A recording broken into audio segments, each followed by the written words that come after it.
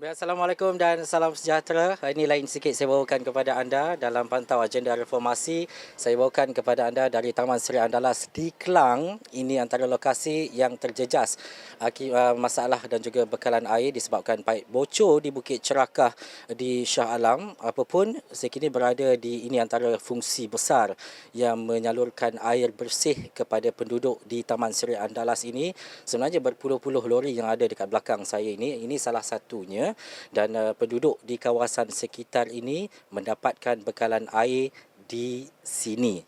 Jadi ini sesuatu yang cukup terkesan oleh sekitar penduduk di kawasan yang terjejas. Tetapi antara persoalan besar yang kami bawakan adalah bila kita bercakap berkaitan dengan isu air ini, persoalannya bila dan sampai bila ia harus begini dan bila ia akan selesai. Jadi sepanjang 30 minit ini saya akan bawakan kepada anda, tapi saya turun lori dululah. Okey.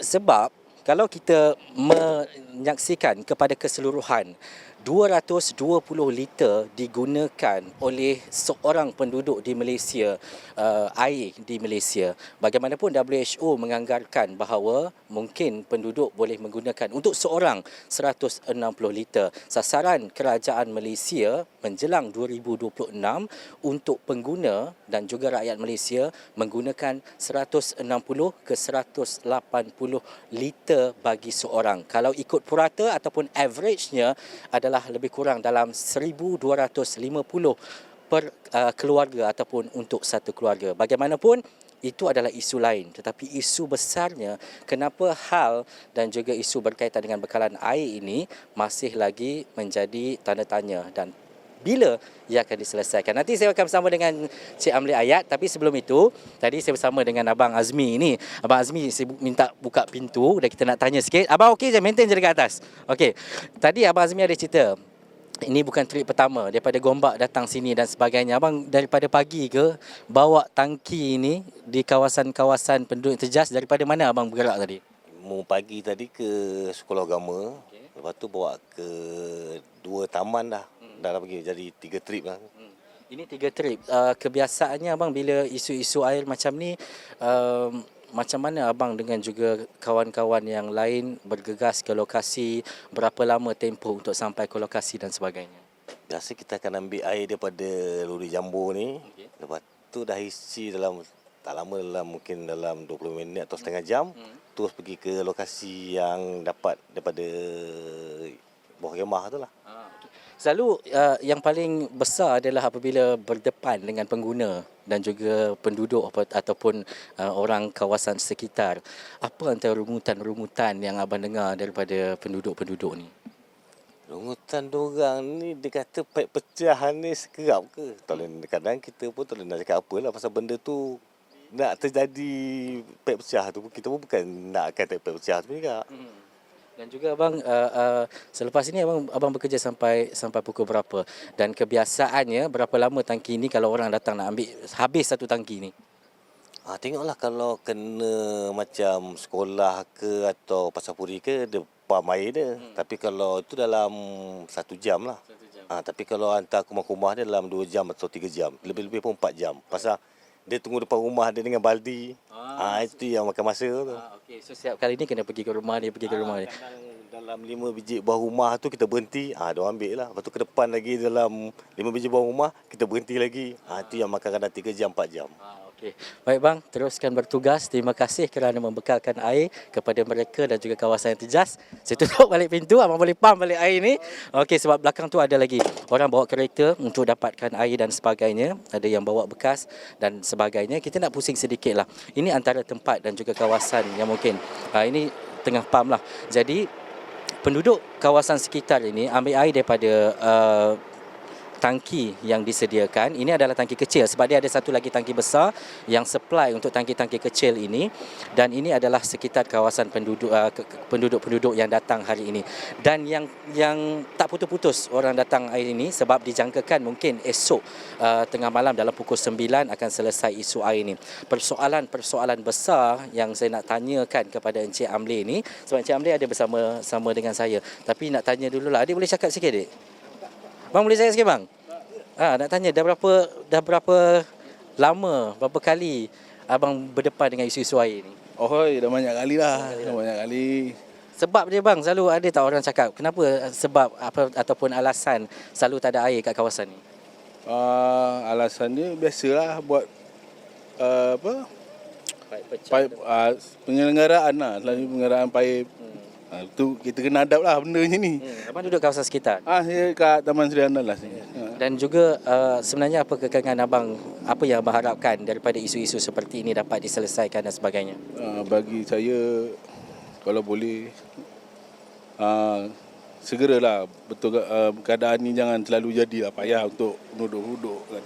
Ulang alik balik kerja. Ya, betul. Sebab saya cuti kerja pun ada. Kebetulan. Cuti kerja sebab nak standby untuk ambil air. Ya. Tak cukup lah. Kalau panjang seminggu memang. Ni trip ke berapa dah bang? Ini baru pertama kan. Ini pertama kan? Saya dah standby awal lah sebenarnya. Baik bang, teruskan baik, semoga urusan abang dipermudahkan.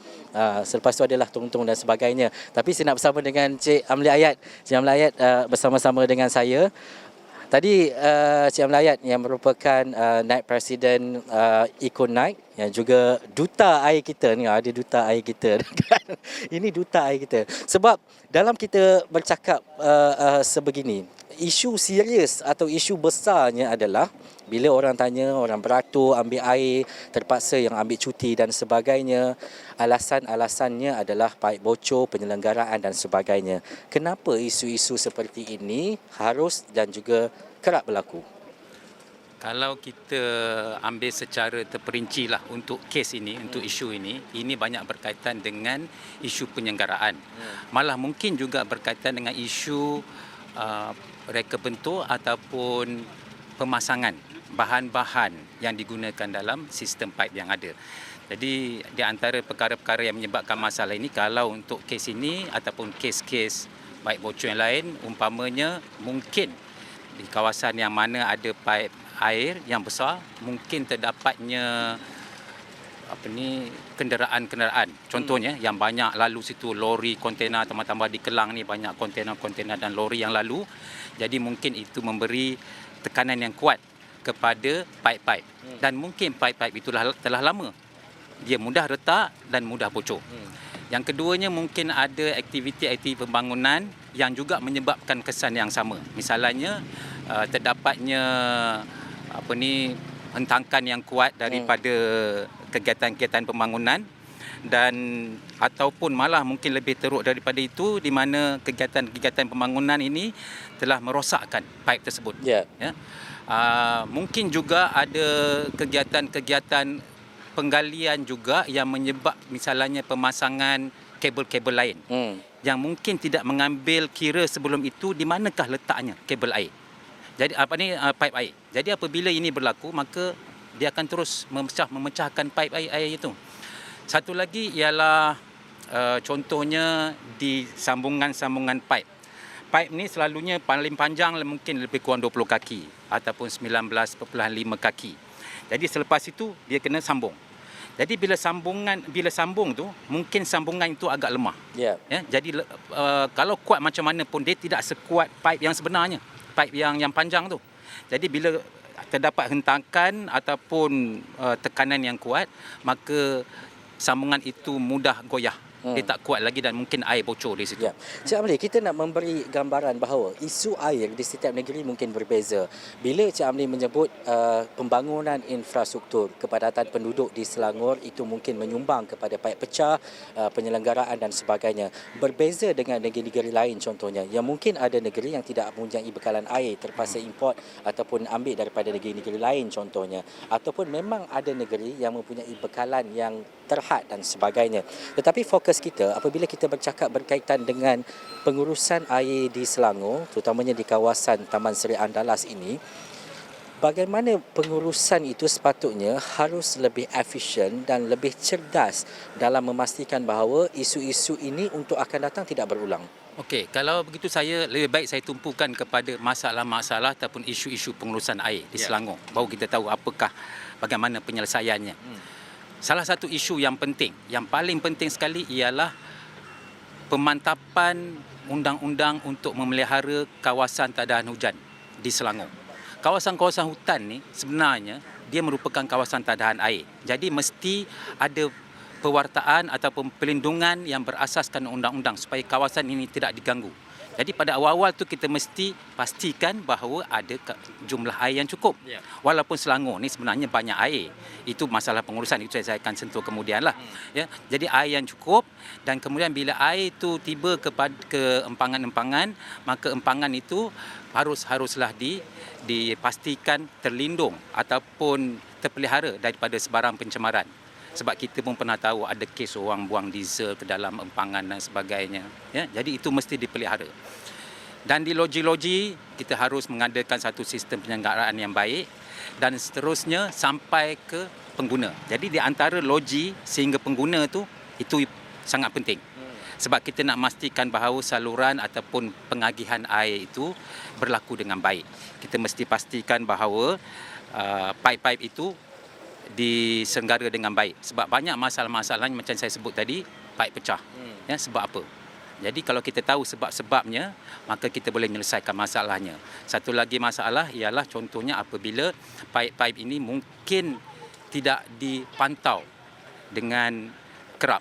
Dia sepatutnya paip ini dipantau dengan kerap, dan saya yakin bahawa pihak Air Selangor telah mempunyai teknologi yang canggih untuk mengetahui di manakah berlakunya kebocoran ataupun kerosakan. Ya, dan bukan setakat itu, sebelum paip-paip itu dipasang, haruslah dijalankan kajian yang baik apakah bahan yang digunakan dan dipastikan pemasangan itu berdasarkan kepada SOP ataupun garis panduan yang telah disediakan supaya tidak berlaku masalah. Sebab saya tengok ada tempat yang berlaku kebocoran paip kadang-kadang sampai sebulan sekali. Sebab apa ini berlaku? Sebab mungkin penyelenggaraan ataupun bahannya tidak dijalankan dengan penyelenggaraannya tidak dijalankan dengan betul, bahannya tidak sesuai, dan mungkin ada masalah-masalah pembinaan yang perlu dikaji. Jadi perkara ini semua perlu diambil kira untuk kita mencapai satu penyelesaian holistik ataupun bersepadu. Kita tak boleh tengok pada bahan saja. Mungkin ada isu lain. Ya, kadang-kadang setiap bulan kita kita nak ganti paip itu menyusahkan orang. Sebab apa? Paip yang saya tahu ni, saya cerita ni ialah di kawasan jalan utama. Jadi pagi-pagi dah bocor, jadi terpaksa tutup dan menyebabkan kesesakan jalan raya yang sangat teruk. Betul. Sebab bila kita bercakap berkaitan dengan paip bocor ni, dia bukanlah satu-satu kawasan je. Sebab saluran air ni dia mungkin pergi ke utara, ke selatan, timur, barat dan sebagainya. Jadi kebanyakannya kawasan yang mungkin menggunakan saluran yang sama akan turut terjejas. Tetapi apa yang Cik Amli cakap ini adalah berkaitan dengan pengurusan. Kita nak melihat kepada bagaimana sistematiknya dan kritikalnya isu itu dapat diselesaikan. Cik Amli, jadi kita nak sambung lagi sebab kita nak berhenti rehat seketika, dan di belakang saya masih lagi ada penduduk yang nak dapatkan bekalan air, dan juga kita akan sambung dan juga kita nak melihat selepas ini bagaimana kritikalnya isu ini supaya ia perlu diselesaikan, terutamanya apabila kita bercakap berkaitan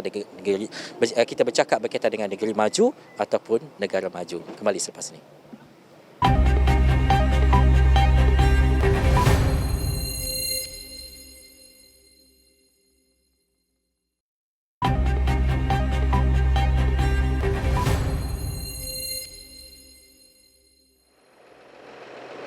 Baik, saya kini berada di kawasan terjejas di Taman Seri Andalas di Kelang, dan ini adalah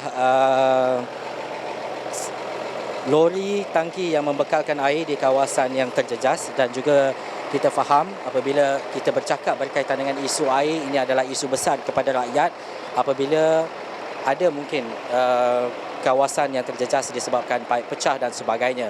Encik Amli bersama-sama dengan saya apabila kita bercakap berkaitan dengan penyelenggaraan dan bagaimana ia harus diselesaikan, ia berkaitan dengan pengurusan yang baik. Jadi Encik Amli masih lagi bersama-sama dengan saya. Encik Amli, tadi kita bercakap panjang berkaitan dengan pengurusan dan sebagainya. Tetapi kita nak cakap berkaitan dengan demand dan juga permintaan air dan sebagainya.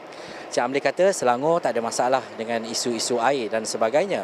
Tetapi permintaan dan juga demand dalam kalangan rakyat berkaitan dengan air ini bagaimana, Cik Amli? Saya ringkasnya, kita lihat dari sudut pengguna dulu. Setiap pengguna di Malaysia ini termasuk dari Selangor menggunakan kira-kira 250 hingga 300 liter air seorang sehari. Maknanya per capita per day lah sehari. Jadi jumlah ini kalau kita ikutkan kepada Pertubuhan Kesihatan Bangsa-Bangsa Bersatu ataupun WHO, World Health Organization, ia merupakan satu jumlah yang agak banyak. Kita sepatutnya seorang ni kita penggunaan yang terbaik ialah kira-kira 150 hingga 180. Jadi di Malaysia ni kita menggunakan terlampau banyak air dan kita dapat lihat ini di mana-mana.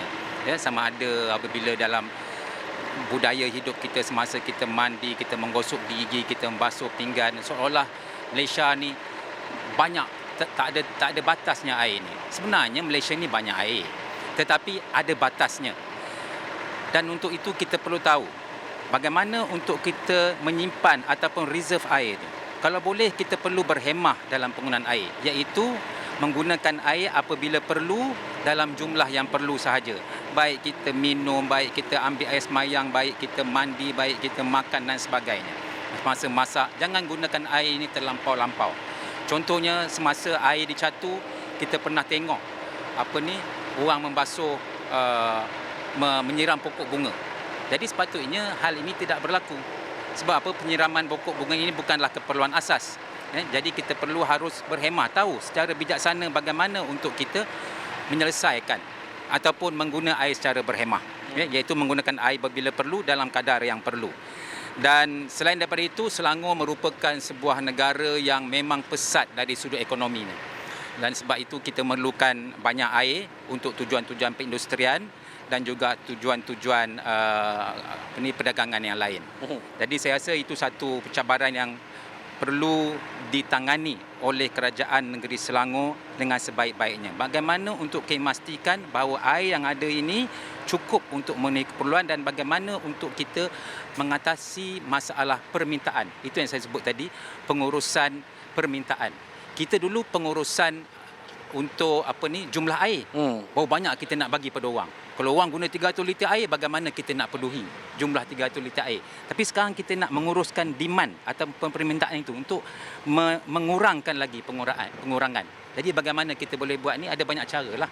Tapi salah satu contoh yang saya boleh beri ialah dari sudut penerangan, komunikasi kepada orang, penyampaian maklumat. Pendidikan ini harus bermula dari peringkat sekolah daripada tadika sehingga ke sekolah menengah dan sehingga ke universiti, supaya dan juga kepada orang awam supaya kita boleh terlatih untuk membina tabiat menggunakan air secara berhemah. Tidak lagi menjadi tunggu air dah tak ada baru kita nak mengurangkan pengurangan air.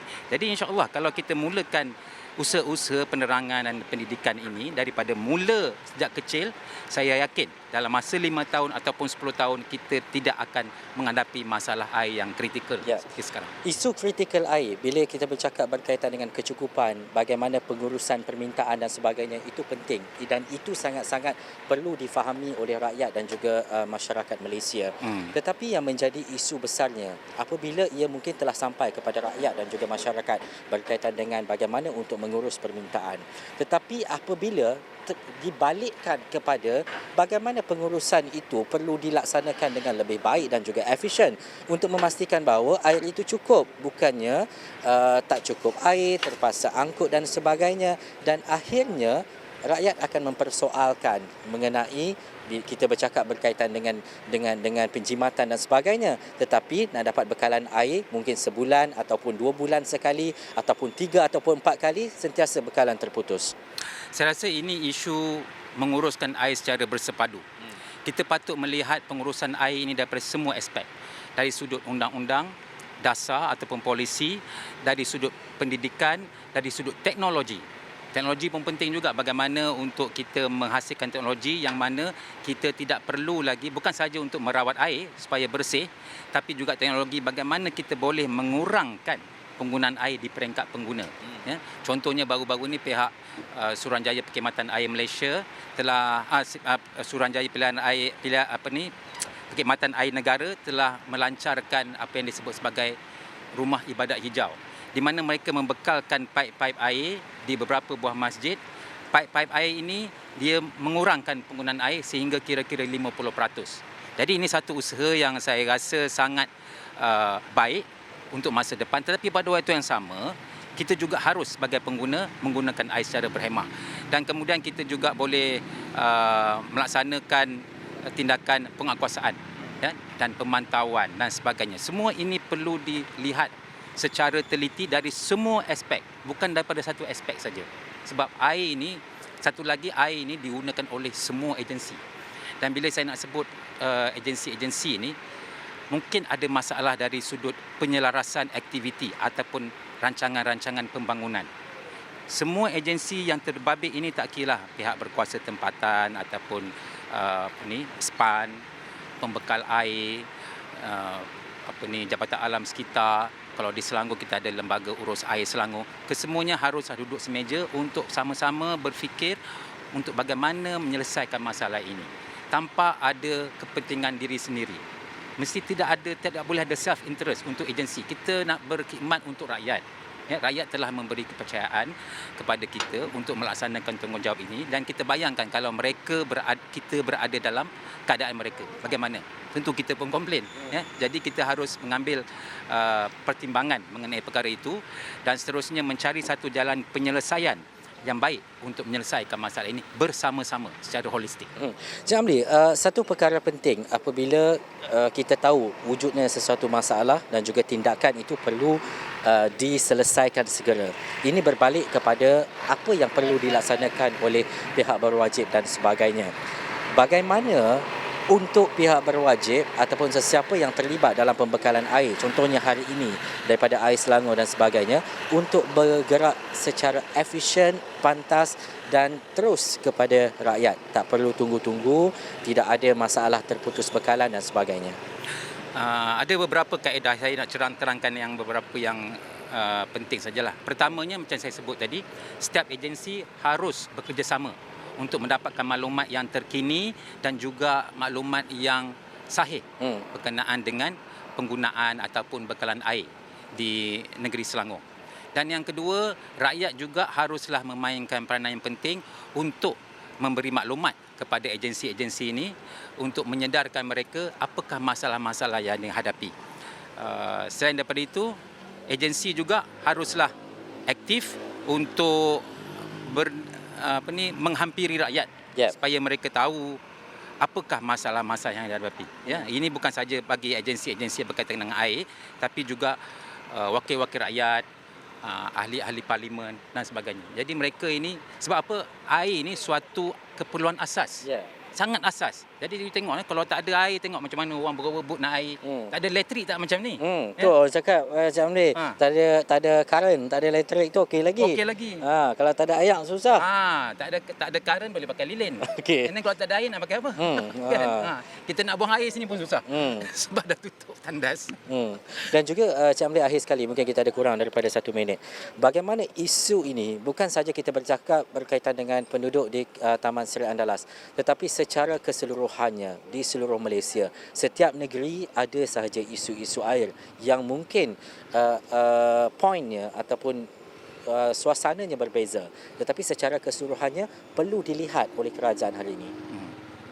Kalau saya nak lihat apakah isu, maksudnya isu yang umum lah. Ya, isu yang umum ialah yang saya sebut tadi, kawasan tadahan air. Itu yang paling penting. Kalau kita ada teknologi tinggi pun, kita menggunakan air secara berhemah, tetapi kawasan tadahan air, umpamanya kawasan-kawasan hutan, tidak dipelihara dengan baik, maka kita tetap akan menghadapi masalah. Masalah tak ada air satu. Yang kedua ialah masalah air yang tercemar. Apabila kita tebang hutan, maka air akan tercemar disebabkan hakisan dan tanah runtuh dan sebagainya. Satu lagi ialah kegiatan-kegiatan ekonomi kita haruslah selaras dengan kehendak-kehendak kemampanan supaya air ataupun bahan yang dibebaskan oleh setiap kilang itu tidak melampaui batas yang telah ditetapkan oleh Jabatan Alam Sekitar ataupun agensi-agensi lain. Ya, ini satu perkara yang saya rasa penting. Dan akhir sekali, pengguna haruslah memainkan peranan mereka. Ya. Ini perkara penting. Terima kasih Cik Amli Ayat atas perkara besar yang kita bangkitkan, terutamanya berkaitan dengan air. Saya nak pusing sikit sebab ada budak-budak sekolah juga yang ambil air. Apapun walau di mana saja kawasan dan juga tempat yang kita ada, isu air ini adalah isu besar. Nak angkut air itu bukan senang, sebab ialah kita tahu kalau keluarga yang mungkin ada 5 ataupun 6 orang, berapa botol, berapa baldi yang mereka terpaksa angkut sehari. Apapun, ini adalah isu yang harus ditangani dan perlu diselesaikan segera.